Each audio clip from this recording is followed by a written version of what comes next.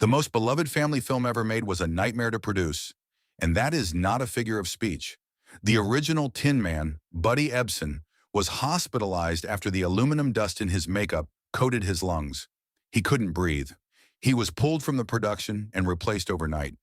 The studio didn't issue a public statement. They recast the role and kept shooting. Margaret Hamilton, who played the Wicked Witch, caught fire on set during a pyrotechnic sequence.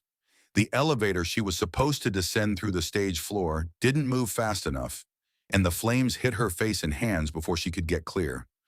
She suffered serious burns and was out of production for weeks. When she came back, the studio had the audacity to ask her to film additional scenes involving fire. She refused. Her stunt double took her place in a scene riding a prop that spewed smoke, which later exploded, injuring her as well. Judy Garland was 16 years old. The studio put her on a strict diet of chicken soup and black coffee to keep her weight down. When that wasn't enough, they gave her amphetamines to suppress her appetite and sleeping pills to bring her down at night. This was standard practice at MGM at the time.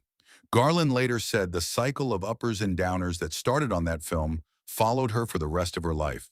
The production went through 3 directors before Victor Fleming took over and finished it. Even then, Fleming left mid-production to go rescue Gone with the Wind, which was also falling apart at the same time. The Wizard of Oz opened in 1939 to solid but not spectacular box office. It didn't turn a profit on its initial release. It wasn't until television broadcasted annually through the 1950s and 60s that it became the cultural institution it is today.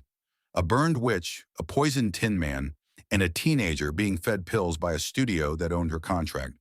That's what it took to get to Oz. Follow Behind the Movies for more stories that Hollywood never puts in the credits.